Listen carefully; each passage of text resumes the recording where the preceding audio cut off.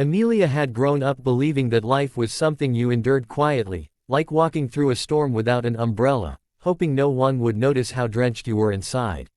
Her family lived at the far end of Millstone Town in a tiny, weather-beaten cottage where the walls creaked in winter and the roof sighed whenever it rained. She was the eldest of 4 siblings, and because money was always tight, she wore hand-me-downs, patched-up shoes, and dresses that had lived a dozen lives before reaching her. But she never complained. She worked at the local bakery, waking up before dawn to knead dough and dust the trays with flour, saving every penny she could for her siblings' needs. When the annual harvest parade approached, a night filled with lights, fireworks, music, and the townspeople dressed in their best, Amelia wanted to go, not for entertainment, but for a moment to breathe, to feel what it might be like to live without worry. She found an old sky blue dress in a forgotten chest beneath the stairs, a dress her late mother had worn many years before. The fabric was faded but soft, and though it was torn slightly along the hem, Amelia stitched it carefully, humming as she worked. She imagined walking under the lanterns, the night breeze lifting her hair, just for once feeling like she belonged among people who laughed freely. When the evening came, Amelia braided her hair with a ribbon, slipped into the dress, and walked to the parade grounds where the streets were glowing with colored lights. The air smelled of roasted corn and cinnamon, and children ran past her with sparklers, their laughter filling the sky. Amelia stood quietly near a booth, admiring the decorations, hoping to blend in. But this hope shattered when a group of well-dressed girls from town spotted her. They glanced at her dress, snickered, and whispered loud enough for her to hear. Before Amelia could slip away, one of them brushed past her intentionally, stepping on her hem. The fragile thread snapped, and the lower part of her dress tore loudly, exposing the old, uneven lining beneath. People turned. A few laughed. The girls smirked in triumph. Amelia felt the humiliation burn through her chest like fire. She grabbed the torn section, tried to hide it with her hands, and backed away, tears filling her eyes. Then she heard a voice, deep, steady, and filled with something she hadn't heard in a long time, kindness. "Hey, wait." She froze but didn't turn. "Please," the voice added softly. "Don't leave because of them." Slowly, she looked over her shoulder and saw a young man walking toward her. He was tall, with dark tousled hair, warm hazel eyes, and a face that seemed lit from within. He wasn't familiar to her, maybe a visitor or someone who had returned home after years away.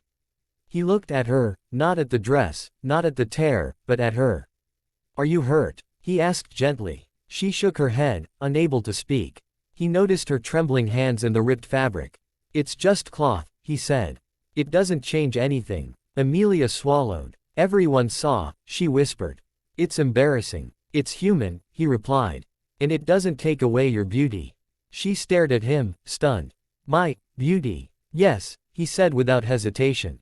"You're beautiful. Torn dress or not. Anyone with eyes can see that." His voice was so sincere, so warm, that it pulled the air from her lungs. "Come with me," he said, holding out his hand. "Let's fix it." She hesitated, but the softness in his expression made her trust him.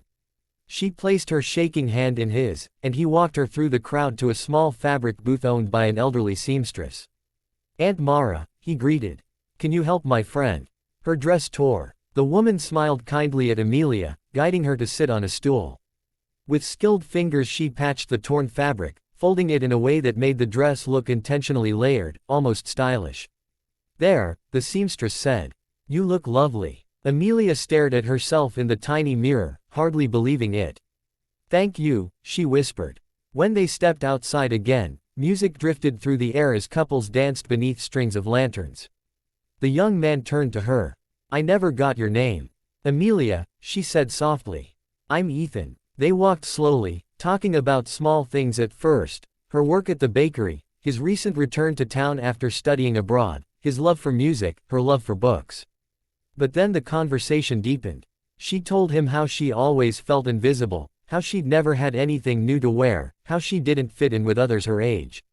Ethan listened, truly listened, as though her words mattered more than the music or the people passing by. "You deserve better," he said gently. "You deserve to be seen." She shook her head. "People like me don't get that kind of life." "Maybe not before," he said softly. "But that doesn't mean never." The music grew louder as a slow waltz began. Ethan extended a hand toward her. Dance with me. Amelia stepped back. No, I can't. People will stare. Let them, he said with a quiet smile. I'll only look at you. Her heart stuttered. No one had ever said such words to her. She hesitated, but then placed her hand in his. Ethan guided her into the open, his hand steady on her waist, his movements gentle and sure.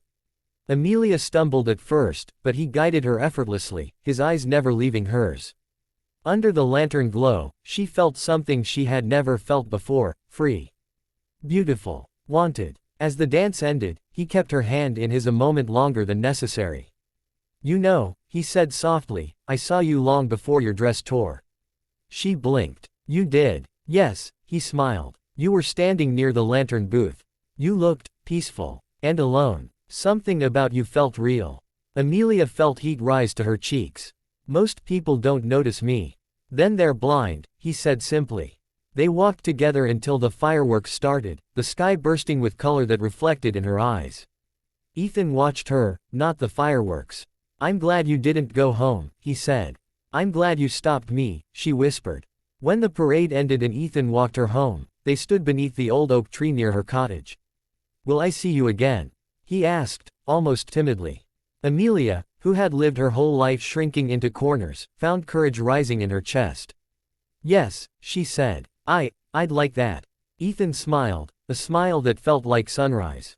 He gently tucked a loose strand of hair behind her ear, and her heart felt full in a way she had never known. Good night, beautiful, he whispered. She didn't sleep that night. Not because of embarrassment, or shame, or the torn dress, but because someone had seen her heart before he saw her clothes. Because someone had taken her hand and shown her that she was worthy of being seen. Because Ethan had come into her life like a quiet miracle, stitching together pieces she didn't know were broken. And deep inside, Amelia knew, this was only the beginning.